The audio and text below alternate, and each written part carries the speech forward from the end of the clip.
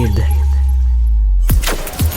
Cher public, nous vous invitons à prendre place confortablement et à fermer la sonnerie de votre téléphone cellulaire. En cas d'incident, veuillez repérer les sorties de secours les plus près de vous. Bon divertissement. 1, 2, 1, 2. OK, c'est bon, on peut y aller. Sophie Durocher. Elle met en scène les arts, la culture et la société. Une représentation pas comme les autres. Sophie Durocher. Bonjour tout le monde, j'espère que vous allez bien. Aujourd'hui, c'est une journée importante en politique parce qu'il y a quelques instants seulement, Gabriel Nadeau-Dubois a donné sa conférence de presse où il a confirmé donc qu'il allait quitter la politique après la fin de son mandat mais qui quittait déjà maintenant à titre de co-porte-parole de Québec solidaire. Et bon, je vous fais une petite confidence. On était dans la salle des nouvelles. Bonjour Cybèle Olivier. Bonjour Sophie. Et certains collègues et moi, on se disait, je pense qu'il va pleurer. Tu sais, c'est sûr, tu regardes la conférence de Gabriel Nadeau-Dubois, à un moment donné, il va pleurer. Puis là, on disait, on attendait, à quelle heure il pleure? Bon, évidemment, à un moment donné, il a pleuré. Et moi, personnellement, ça me dérange pas de voir un gars qui pleure. Je trouve pas que c'est un signe de faiblesse, sauf quand c'est à répétition, comme Justin Trudeau, il pleurait tout le temps. Il avait toujours une boîte de Kleenex. Mais toi, Cybèle, voir un gars pleurer, est-ce que ça te fait quoi? Moi j'ai vu mon père pleurer souvent. Donc j'ai vraiment ce rapport-là où je pense que c'est pas au contraire, c'est pas du tout un signe de faiblesse pour moi parce que mon père il est fort puis il est capable de supporter le poids du monde sur ses épaules, mais c'est l'émotivité qui le surprend. Il est envahi d'une émotion puis je trouve pas du tout que c'est un lien avec de la faiblesse, bien au contraire. Par contre, je pense que parfois c'est peut-être une faiblesse psychologique par rapport à des situations où l'émotion prend le dessus parce que t'es pas capable de contrecarrer ça avec des mots ou avec des idées ou avec en t'affirmant, mais pour moi non, pas du tout. Je pense même que des hommes qui se laissent pleurer devant les autres, c'est un bon signe pour l'humanité. Ben, tout à fait. Ben, ça tombe bien parce que c'est un drôle de hasard. Mais aujourd'hui, justement, à l'émission, on s'intéresse justement à différents types de masculinité, la masculinité positive. Parce que mon premier invité, qui s'appelle Michael Carlier, qui est consultant en communication et en impact social, il est fondateur de l'organisme Des Hommes qui changent. Bonjour, Michael. Bonjour Sophie. On vous reçoit aujourd'hui, Michael, parce que c'est la deuxième année en 2025 que vous organisez un concours pour valoriser la masculinité positive. C'est quoi la masculinité positive? C'est un petit peu ce que vous étiez en train de décrire. Moi, j'aimais ça.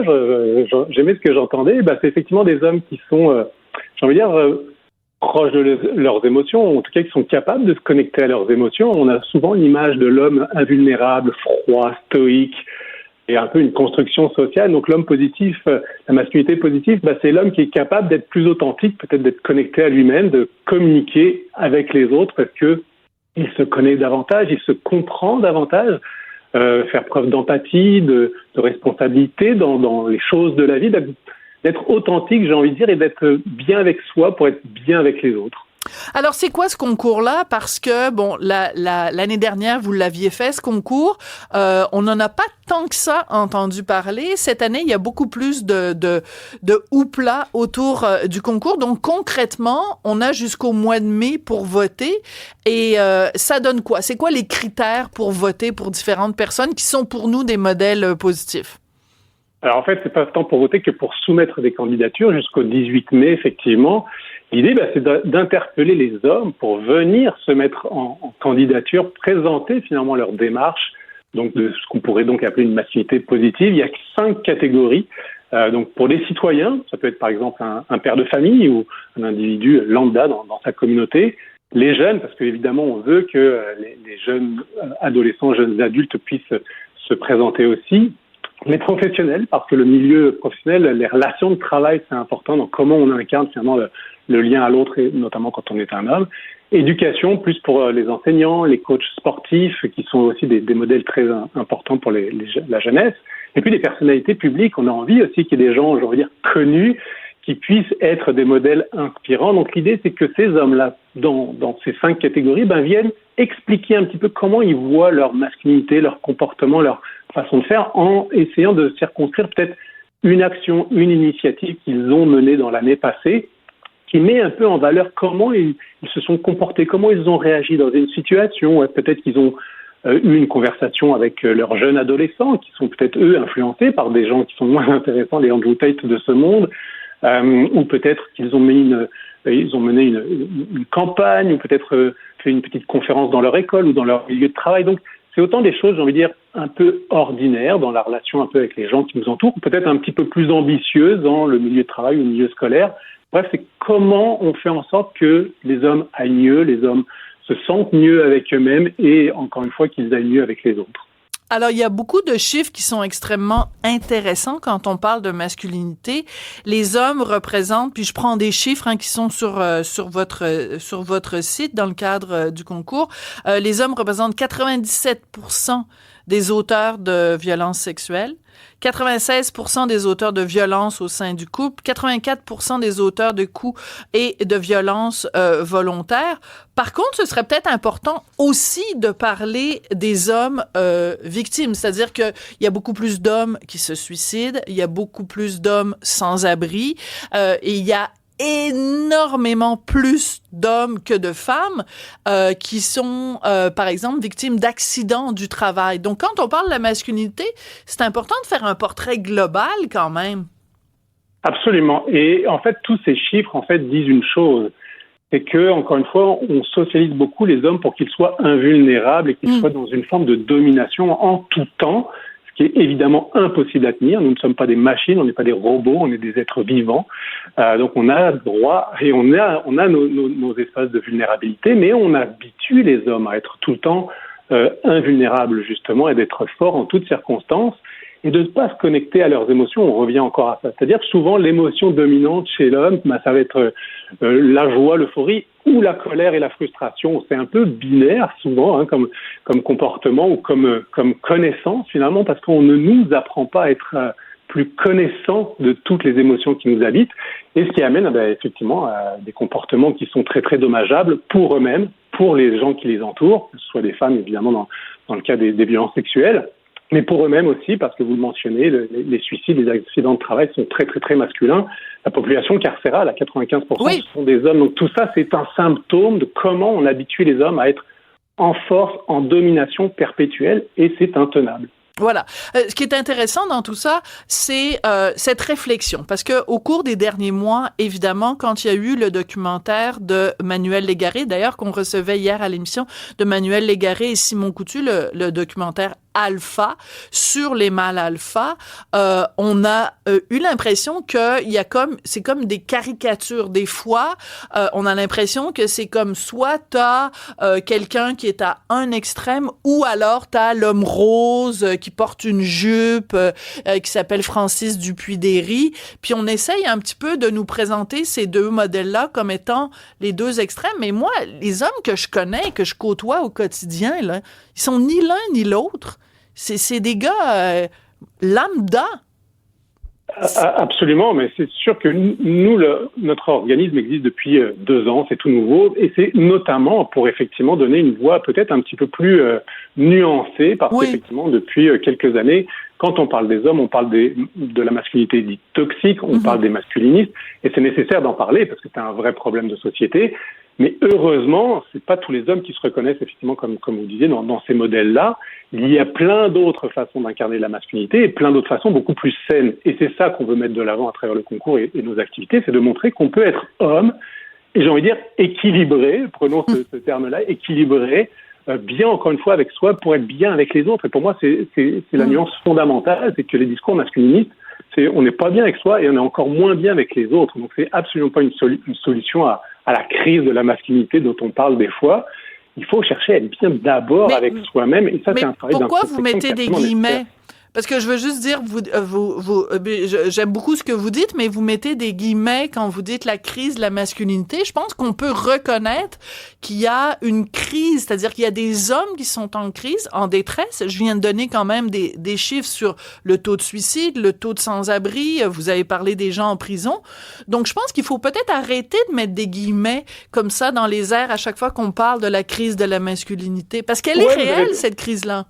Oui, vous avez raison. Il y a effectivement une problématique où aujourd'hui, l'homme ne sait plus trop peut-être comment se positionner dans une société qui a beaucoup changé.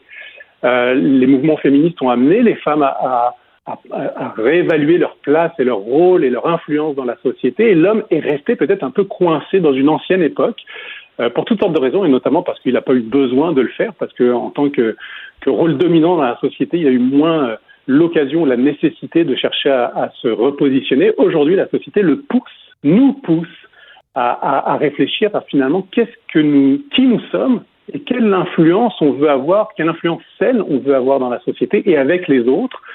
Donc oui, je suis d'accord avec vous, la crise, est-ce qu'on met des guillemets ou pas, peu importe, mais effectivement, il y a une réflexion à avoir sur comment les hommes aujourd'hui se comportent, quel rôle ils ont et comment ils peuvent finalement retrouver une forme de bonheur et d'épanouissement en dehors des cadres qui étaient les cadres de nos pères ou de nos grands-pères.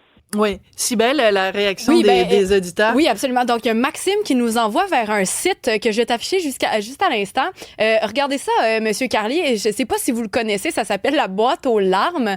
Et c'est un endroit, c'est une initiative de Francis William Réaume, un artiste. Et donc, vous pouvez partager vos histoires. C'est surtout des histoires d'hommes ou de n'importe qui parlent, qui ont vu des hommes pleurer dans quel contexte. Et j'en ai lu quelques-uns.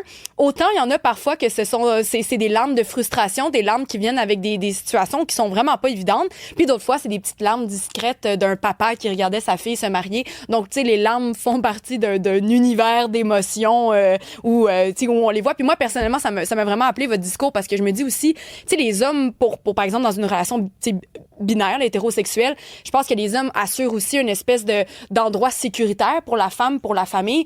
Puis de voir qu'un homme pleurer, faut pas moi, j'aimerais pas le voir se désintégrer parce que je suis dans un endroit de sécurité qui m'assure. Mais une larme, de temps en temps, n'enlève pas ça. Mais c'est sûr que si, comme on le disait tantôt, là, c'est vraiment dans la désintégration, c'est comme s'il ne supportait plus la pression. Puis c'est peut-être là, des fois, qu'il y a une espèce de critique qui embarque où on se dit les hommes ne devraient pas pleurer dans ce champ-là. Mais ça, c'est mon commentaire bien personnel. Mais voilà, la boîte aux larmes, c'est pertinent. Voilà. C'est intéressant la notion de sécurité dans les bras d'un homme, parce que déjà, c'est quand même beaucoup des constructions sociales. Et puis, j'ai envie de poser la question, cette sécurité vis-à-vis de quoi ou de qui d'autre? Finalement, d'autres hommes. Donc, si encore une fois, on apaise les hommes, cette menace, finalement, disparaîtrait. Ouais, mais en même temps, ce qu'on a beaucoup entendu aussi au cours des derniers mois et des dernières années, c'est ces jeunes femmes qui disent que à choisir entre se retrouver en forêt avec un homme ou avec un ours, elles préfèrent se retrouver avec un ours. Moi, je suis juste plus capable d'entendre ce discours-là. Je suis plus capable d'entendre à chaque fois que j'entends le mot masculinité, d'avoir le mot toxique à côté. J'élève, avec mon mari, on élève un enfant, un garçon qui a 17 ans. Moi, je suis tannée que chaque fois qu'on entend parler des hommes, c'est toxique. Donc, je salue votre initiative. Donc, on a jusqu'au 18 mai pour voter, pour proposer des candidatures d'hommes qui font de la masculinité positive. Donc, je veux tout de suite soumettre la candidature de Richard Martineau. J'espère que vous allez accepter cette candidature et je suis convaincue qu'il y a plein de gens qui vont voter pour lui. Merci beaucoup, Michael Corlier. Vous êtes fondateur de l'organisme des hommes qui changent. Merci beaucoup. Merci. Qu'elle soit en avant ou en arrière-scène, Sophie Durocher reste toujours Sophie Durocher. Alors, hier soir, à Montréal, il y a eu, encore une fois, des prières de rue. C'était des bouddhistes. Ben non, c'était pas des bouddhistes. Il y a eu des prières de rue, pas n'importe où, Place du Canada, à Montréal, et il y avait des journalistes qui étaient là, mais il y avait une journaliste qui a été intimidée, harcelée par les personnes musulmanes qui étaient là, des hommes, des femmes. Évidemment, les hommes priaient à l'avant, puis les femmes, à l'arrière. Cette journaliste, moi, je voulais lui donner la parole parce qu'à un moment donné, ça va se faire intimider quand on essaye simplement de faire son métier. Cette journaliste, elle s'appelle Alexandra Lavoie et elle travaille pour Rebel News. Bonjour, Alexandra. Bonjour. Pour ceux qui connaissent pas Rebel News ou qui ont juste entendu parler de Rebel News de façon négative par personne interposée, expliquez-nous c'est quoi Rebel News? Rebel News, en fait, le pourquoi qu'on existe, c'est donner la voix à des gens, mettons, qui ont pas la chance d'avoir une voix dans les médias d'État ou les médias mainstream. On va également essayer de poser les questions un plus difficiles ou des questions Vous êtes baveux. pas qu'on est baveux, c'est juste que puisqu'on se fait bloquer à multiples reprises, notre seule opportunité de poser des questions, c'est soit dans la rue ou à des endroits qui sont à l'extérieur de des endroits contrôlés, qu'on pourrait dire, là, puisque les médias sont filtrés. Donc, on n'a pas le choix, il faut les suivre, il faut essayer de leur poser les questions, que vous aimez ça ou pas, c'est votre opinion, mais je pense qu'il y a une partie de la population qui veulent entendre ces questions-là, qui veulent rendre les gens responsables de leurs actes, et nous, on est là pour justement donner une voix aux gens, parce qu'on n'est pas subventionné, on ne reçoit aucun argent du gouvernement. C'est des fonds privés. Des fonds des donateurs. Puis je pense que les plus grosses donations, c'est comme 5 ou 6 $. Donc, c'est pas des grosses donations. Mais vous en avez beaucoup. On avait beaucoup. Puis ça vous permet de gagner votre vie. Donc, vous êtes la journaliste au Québec pour Rebel News. Donc, hier, vous étiez Place du Canada pendant cette prière de rue. Donc, on va regarder 3 extraits de votre reportage parce que vous avez été harcelé et intimidé. Puis c'est pas agréable. Puis moi, je défends la liberté de presse des journalistes. Alors, on va regarder le premier extrait où, donc, vous tentez de filmer les femmes qui, évidemment, sont séparées, sont à l'arrière. Voici ce que ça donne. Pourquoi je vais loin? Là, tu vas loin. Tu sais très pourquoi bien, je vais tu loin? filmes pas les femmes par en arrière. Pourquoi? Filme pas les femmes par en arrière. C'est pas respect. T'as aucun Mais respect. qu'est-ce qui est pas respect? Filme pas les femmes par en arrière. Le monde veut pas regarder, le monde veut pas se montrer. Les femmes, tu peux filmer tout ce que tu veux en Mais pourquoi avant. vous ségréguez les femmes et C'est les pas hommes? une ségrégation. On veut pas que tu filmes les Ouais, femmes mais par en pourquoi les arrière. femmes sont à l'arrière? Parce Vous que êtes nous, capable? on montre pas les femmes par en arrière. Je sais pas pour toi, mais pour nous. Bon, alors en fait, il invoque la modestie, la pudeur. Donc, c'est une façon aussi, parce que là, on le voit dans les images, puis on l'entend au ton de sa voix. Il prend son drapeau palestinien pour vous empêcher de filmer. C'est une entrave au travail d'un journaliste. Puis en plus, leur drapeau est arrivé sur la tête d'un policier, et là, le policier n'a pas trouvé ça rigolo du tout.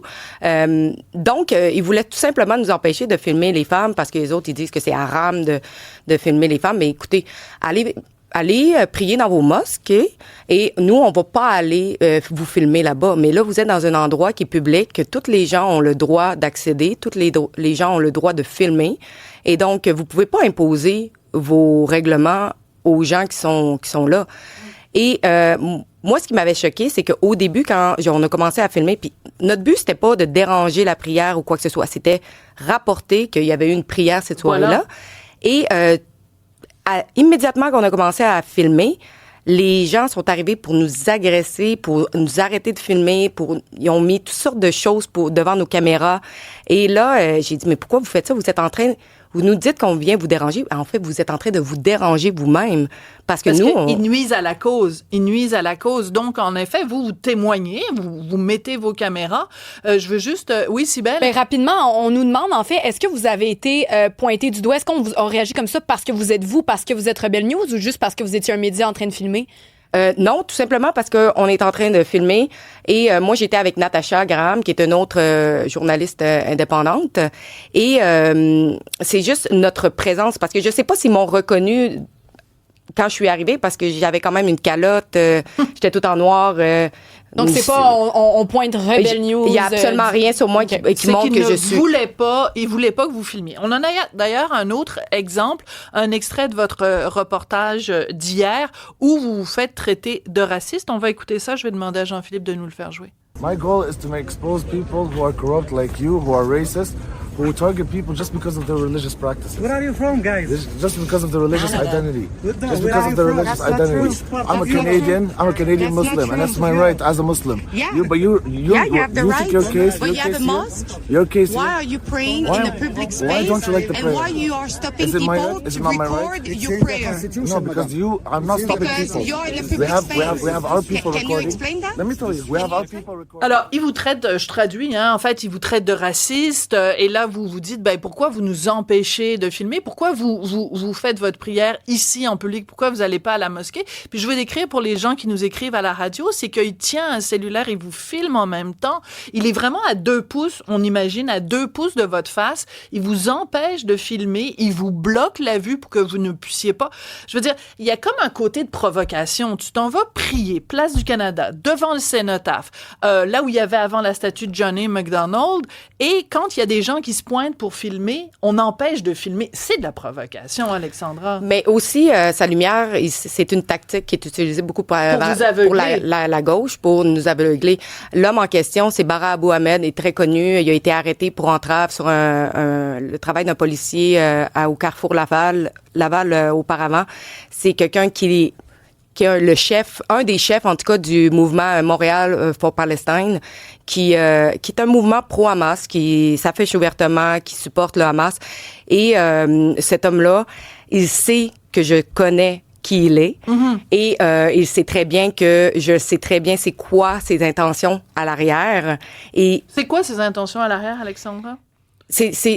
C'est un mouvement pour justement avoir le plus de personnes possible qui se joignent à la cause pour faire de la pression, pour c'est vraiment un mouvement antisémite là, vraiment contre les Juifs. Ils se sont pris à plusieurs étudiants juifs sur les collèges. Donc on assiste à un mouvement, je sais pas si c'est, je vais le dire, là, un peu d'indoctrination parce que c'est des anciens étudiants qui vont dans les collèges, qui parlent avec les étudiants, qui font du cherry picking sur leurs informations par rapport à, le conflit, etc. Et là, on voit un mouvement où les gens sortent dans les rues, cassent des choses, font du dommage et commettent des crimes, puis il y a personne qui reçoit aucune punition au niveau de la loi. Ben, c'est surtout que là, moi, ce qui me dérange, c'est qu'ils vous empêchent de filmer, ils vous menacent, ils vous intimident. On va écouter un autre moment pendant cette prière de rue.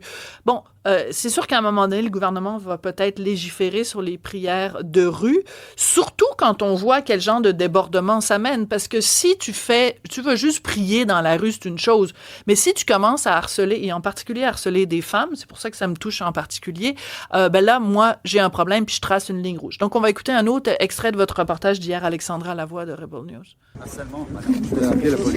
Je suis sur un espace public. C'est quoi ton problème? Hein? Je suis sur un espace public. Ouais, mais c'est quoi ton problème?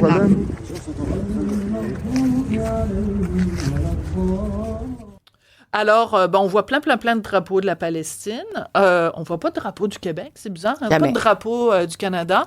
Et là, il y a des dizaines et des dizaines et des dizaines et des dizaines d'hommes dont beaucoup portent le kéfier, mais ça, c'est une autre histoire. Mais des dizaines et des dizaines. Il faut que les gens comprennent ce qui est en train de se passer en ce moment. Des dizaines d'hommes avec leur tapis de prière qui font la prière en direction de la Mecque, ici, à Montréal. Et quand on veut simplement leur poser des questions, ça donne, c'est quoi ton esti de problème? C'est ça que vous vous êtes fait dire. Mais moi, ce que je comprends pas, le pourquoi que ils veulent le faire dans un espace public, dans un parc public. Dans le groupe, il y avait Iyad Abou Ahmed, qui est en fait le père de Bara. De Bara, oui. Il travaille dans une mosquée. Pas qu'il travaille, mais il est imam ou... Non, mais il est dans une mosquée. Il est dans une mosquée. Non, mais c'est pas les mosquées qui manquent à Montréal. Mais pourquoi ils l'ont pas fait dans une mosquée? Il y aurait eu la paix. Il y aurait pas eu Très de bonne personnes. Question. Pourquoi? Très bonne question. En effet, c'est qu'à un moment donné, tu sais, je veux dire, on a beau être pour la tolérance, on a beau être pour l'inclusion, mais à un moment donné, quand tu t'en vas faire, c'est de deux choses l'une. Soit tu fais des prières dans la mosquée, puis personne va venir te déranger. On est tous pour la liberté de conscience, puis la liberté de religion. Mais à partir du moment où tu fais des prières sur la place publique, puis pas à n'importe quel endroit à Montréal, c'est tout à fait légitime de la part d'un média, que ce soit un média que vous appelez mainstream ou un média indépendant, d'aller filmer pour témoigner de ce qui se passe. Et ce n'est pas normal en 2025 que vous, Alexandra, vous fassiez harceler, qu'il y a quelqu'un qui se place devant vous et qui vous empêche de filmer. Je veux juste revenir sur un autre truc que vous avez fait. Parce que quand je disais tout à l'heure, puis là, on sort complètement de ce sujet-là, mais je vous trouve baveuse, mais tu sais, en même temps, moi, j'aime ça, les gens baveux.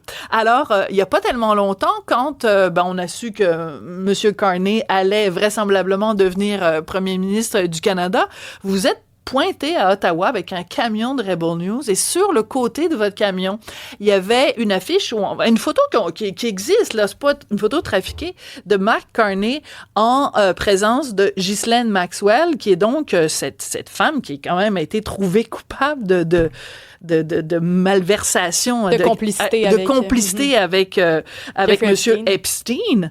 Donc, c'est pas un peu baveux, parce que là, vous vous êtes fait traiter de fasciste, là. Oui. Mais c'est pas baveux de demander une question qui est légitime.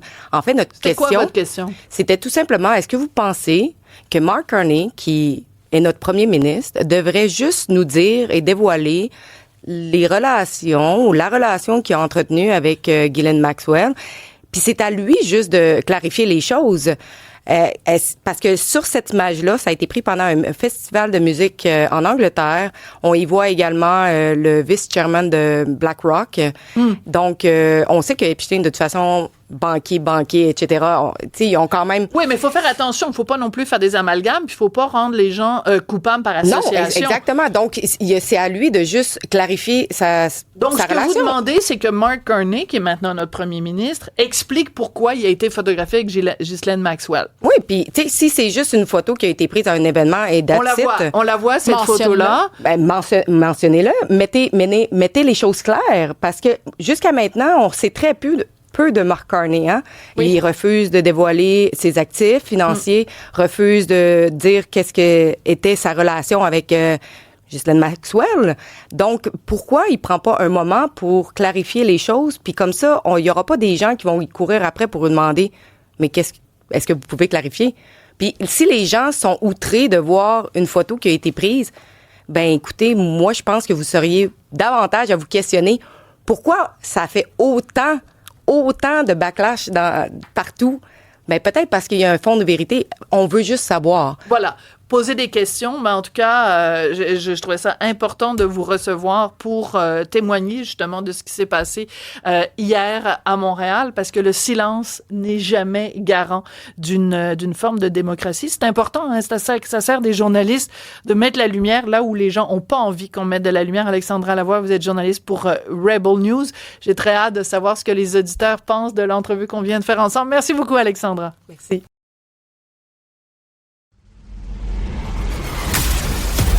Elle se déplace du côté court au côté jardin pour couvrir tous les angles de la nouvelle.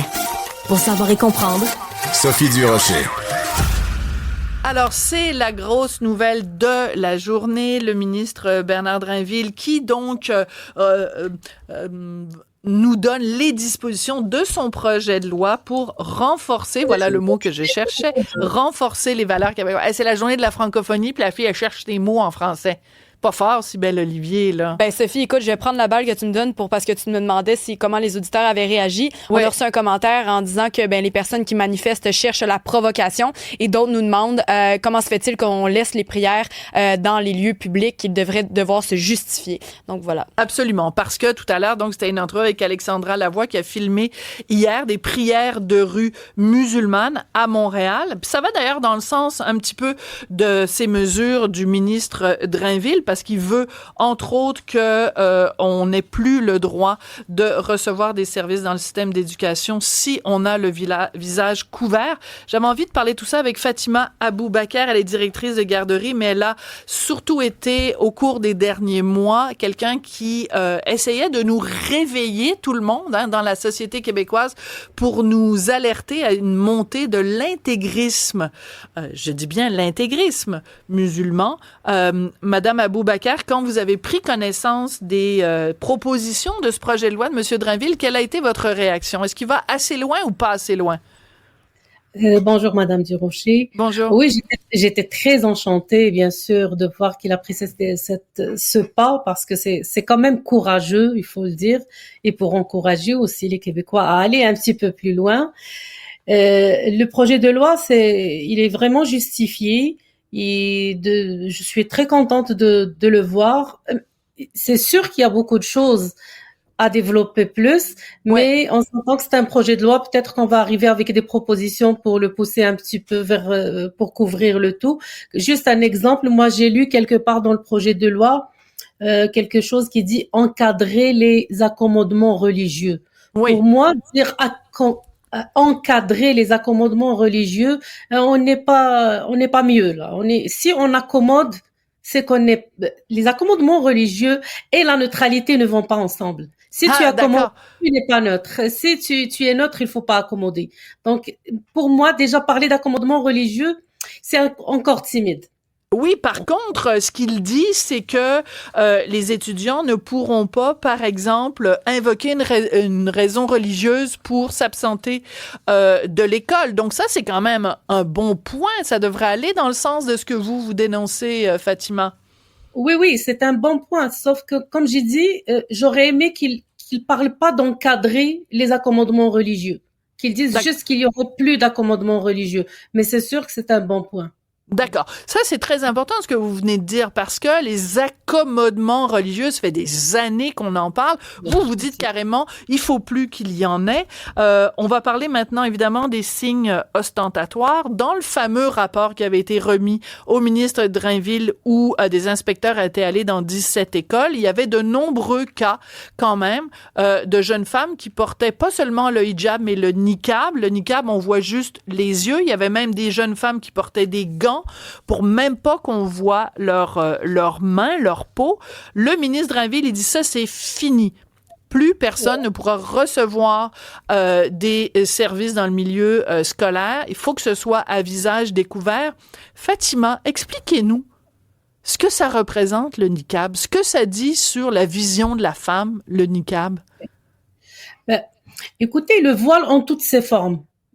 Que ça soit niqab, hijab ou n'importe quelle appellation, c'est sûr qu'il y en a des voiles qui sont beaucoup plus, qui couvrent beaucoup plus que d'autres, mais ils ont une symbolique. Le voile n'est pas anodin, c'est pas une affaire, c'est pas un vêtement religieux, ce n'est pas un morceau de tissu qu'on met sur la tête. Le voile, ça renvoie à l'impureté du corps de la femme. Il renvoie vraiment à la responsabilisation de la femme pour la chasteté de monsieur l'homme. Donc, c'est ça les explications du voile. Et son but, c'est de dissimuler la femme, c'est de la rendre invisible dans l'espace public. Donc, le voile, ce n'est pas juste un morceau de tissu qu'une femme va porter sur sa tête. C'est un symbole idéologique, politique, qui sert de conquête, qui sert de rabaissement pour la femme, et même celle qui le porte. On parle d'élèves maintenant, Monsieur Drainville, il est en train d'utiliser les écoles. Une élève, elle n'a pas atteint l'âge de consentement. Elle est encore mineure. Elle s'est pas développée. Comment on peut dire qu'elle est libre de porter le voile? Alors d'abord, elle est libre d'aller faire de la danse dans un bar de danseuses nues. Donc, il faut avoir quand même un peu de logique dans ce qu'on dit. Le voile est beaucoup plus qu'un morceau de tissu. C'est un symbole, il est trop chargé de symbolique. Et toute la symbolique, ça vise la femme et le rabaissement de la femme et la place de la femme et la visibilité de la femme. Quand on s'est parlé, vous et moi, tout récemment, c'est parce que au collège Champlain à Saint-Lambert, il y avait eu pour l'iftar, donc la fin de la période de jeûne, il y avait une cérémonie religieuse organisée dans la cafétéria du collège et il y avait eu des prières. Et ben là, dans le projet de loi du ministre Drainville, c'est marqué ici la interdiction des lieux de prière et des activités religieuses dans les écoles en tout temps. Ça, vous devez être contente de ça. Je suis très contente, mais encore faut-il l'appliquer. Moi, ce qui me fait peur maintenant au Québec, c'est que c'est pas les lois qui manquent, mais c'est leur application qui manque. Maintenant, oui, je suis très contente, mais encore faut-il appliquer ça. Et je serais contente si on arrive avec des balises pour dire oui, on peut l'appliquer, que je vois des directions d'école s'opposer à ce genre de comportement. Je suis contente, mais j'aimerais bien voir vraiment sur le tas, sur le plancher, l'application de ça. C'est ça qui va me rendre plus contente. Alors, on va étendre également l'obligation de parler le français partout dans les écoles francophones. Je fais une petite parenthèse, encore une fois, dans les reportages sur l'école Bedford et aussi les enquêtes sur l'école Bedford et les 17 autres écoles. Trop souvent, quand il y a un certain nombre de professeurs issus d'une certaine communauté, ils se parlent entre eux en arabe ou ils parlent aux étudiants en arabe. Là, le ministre dit non. Vous êtes dans une école francophone, vous parlez entre vous. En français, vous parlez aux étudiants en français. Encore une fois, c'est une mesure qui doit vous faire plaisir, Fatima. Oui, ça me fait vraiment plaisir. Parce que parler arabe entre Arabes, ça fait juste dans une école publique française avec des élèves où il y a plusieurs nationalités, ça fait juste un signe de fermeture, de communication vis-à-vis de l'autre. C'est-à-dire, on n'invite pas les autres vers nous. On est fermé et puis c'est juste nous là. On va se parler. C'est ce qu'on appelle de l'entrisme, hein? Entre nous. On fait de l'entrisme. Et c'est une fermeture envers l'autre. C'est que ne viens pas dans notre bulle. On est entre nous. Toi, t'es l'étranger. On veut pas que tu sois avec nous. Donc là, on est dans une école quand même francophone. Ben, j'espère qu'on va encore appliquer ça et qu'on va nous dire si on n'applique pas ça, qu'est-ce qui va arriver. Ça serait aussi intéressant. Oui, c'est intéressant aussi de voir quelles seront les sanctions. En tout cas, il vient de déposer le projet de loi. Évidemment, il va y avoir des discussions, il va y avoir des analyses et tout ça. Je veux juste faire un petit peu d'ironie, là. Parce que, tu sais, quand on avait parlé d'entrisme, puis que PSPP avait parlé d'entrisme, il y avait des chroniqueurs, puis des chroniqueuses aussi, à la presse, qui avaient dit l'entrisme, que c'est ça, ce mot-là. C'est un mot qui nous vient de France, puis c'est Éric Zemmour qui dit ça. Ben là, à un moment donné, ça va faire de s'auto-flageller. Fatima Aboubacar, c'est toujours un plaisir de vous parler. Continuez votre combat. Je salue encore une fois votre courage. Merci beaucoup, Fatima. Merci à vous. Bonne journée. Sophie Durocher. Un savoureux mélange artistique de culture et d'information. Montréal pue, et ça pue partout, là, dans tous les quartiers. J'entends déjà les gens rire dans leur voiture. Tout le reste n'est que fumisterie. Donc, on veut un monde qui sent l'eau de Javel. Un monde blanc, sans défaut. Rémi Villemure. Alors, le ministre Drainville a déposé aujourd'hui son projet de loi pour, renforcer le respect de la laïcité et les valeurs québécoises dans les écoles publiques, fermées les guillemets. Rémi, tout à l'heure, j'avais comme invité Fatima Aboubacar, qui milite depuis longtemps pour nous alerter à une montée de l'intégrisme musulman islamiste, en fait, ici au Québec. Elle disait, c'est courageux, mais il va pas assez loin. T'en penses quoi, toi? Ben écoute, moi, comme Mme Aboubacar, je suis un infidèle, donc c'est sûr que je trouve que... Non, un mécréant. Oui, un mécréant. Non, mais je trouve comme elle, effectivement, que utiliser juste dans le vocabulaire l'idée d'un accommodement religieux, il y a une implication sur le plan conceptuel. J'irais pas là. Moi, je dirais pas ça parce qu'on n'accommode pas des gens qui sont dans l'extrême.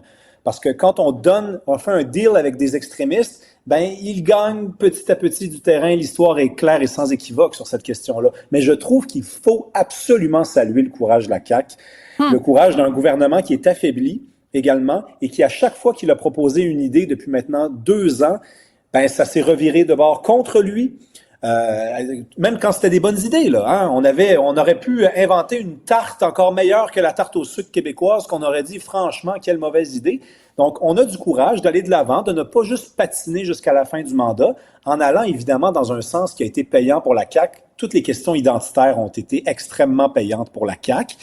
Et sur cette question-là, précisément, du projet de loi 94, je ne comprends pas, Sophie, comment ça se fait que personne, mais je dis bien personne dans les médias aujourd'hui, ne soulevait le fait qu'il n'y a pas juste l'interdiction du port de signes religieux chez les autres employés que les enseignants. C'est l'extension. Ben, en fait, il y a ça, mais ça, on en parle, mais il y a autre chose. Je veux juste qu'on en parle 2 secondes, Sophie, parce que sinon, personne n'en parle aujourd'hui. Dans le projet de loi, et c'est public, c'est dans le communiqué de la CAQ, on demande aux employés des écoles de parler français entre eux. Et on demande aux employés de l'école d'obliger les enfants à parler français également. Ça, c'est dans le projet de loi 94. Oui, j'en ai parlé avec Fatima. Oui. Mais c'est ça. C'est pour ça qu'il faut écouter Cube. Tout le monde écoutez Cube. C'est là qu'on dit les vraies affaires. Mais oui, ça, c'est majeur. C'est majeur. Pourquoi, Rémi? Parce que aussi bien dans le rapport sur l'école Bedford que dans le rapport sur les 17 écoles qui avait été remis à Bernard Drainville, que j'invite tout le monde à lire, aussi dans les reportages, parce qu'il faut rappeler que tout ça, quand même, part d'un reportage de nos collègues à une autre station. Une radio de Cogeco, je vais dire ça comme ça. Quand ils parlent de nous, ils disent une radio de Québécois. Hein, ils disent pas Cube, ils disent une radio de Québécois. Fait que dans une radio de Cogeco, ils ont sorti le fait qu'en effet, les professeurs se parlaient arabe entre eux et parlaient arabe aux étudiants. Donc, il faut que ce soit tolérance zéro. Quand tu vas en Chine, tu parles chinois. Quand tu vas en Espagne, tu parles espagnol. Ben, je m'excuse, mais quand t'es au Québec, tu parles français. Tu commences pas à te parler dans n'importe quelle langue entre vous, là. Ça marche pas, là. Oui, mais ce qui relève du gros bon sens pour nous relève quand même du risque pour des élus. Et d'ailleurs, c'est ce qu'a dit Bernard Drinville. Il a dit, je le sais que mon projet de loi va déranger parce qu'il va se ramasser avec une opposition non seulement à l'Assemblée nationale, Québec solidaire et le Parti libéral l'attendent avec une brique et un fanal, mais il y a également tous les chroniqueurs de la gauche, tous les chroniqueurs de la bienveillance et de la bien-pensance qui vont lui dire, franchement, on intervient dans un registre qui n'est pas celui de la laïcité, on empêche les gens. Hey! Les Québécois n'en veulent pas de ce monde-là, OK? Donc, oui. ça fait des années qu'on est trop gênés pour dire qui on est et comment la grande majorité des gens pensent dans les parties de famille, dans les rencontres de barbecue, dans la chambre au hockey, quand on met les patins, on met les lacets sur les patins des enfants, les Québécois, ils sont d'accord avec ça. Alors, moi, je salue le courage de la CAQ. Et quand tu dis les Québécois, c'est un Québécois qui inclut tous les Québécois. Parce que cette semaine, dans le Journal de Montréal, Yasmine Abdel-Fadel posait la question, depuis comment est-ce qu'on fait pour être considérés comme des vrais Québécois? Puis à partir de combien de temps? Puis moi, mes enfants sont nés ici. Est-ce qu'ils sont considérés comme des vrais Québécois? Ben, je m'excuse, mais on vient de faire une entrevue avec Fatima Aboubacar. C'est une Québécoise. Autant que toi, autant que moi, autant que Cybèle, puis Hugo, puis Jean-Philippe. Et c'est une Québécoise qui dit on n'en veut pas de ça. Il y a un consensus social au Québec qu'à un moment donné, on s'est fait écœurer pendant des années par la religion. C'est pas pour que la religion, on la sorte par la porte d'en avant puis qu'elle revienne par la porte d'en arrière. Donc, cette obligation-là d'avoir le visage découvert et aussi un élargissement de l'interdiction de port de signes religieux parce qu'on était devant une aberration.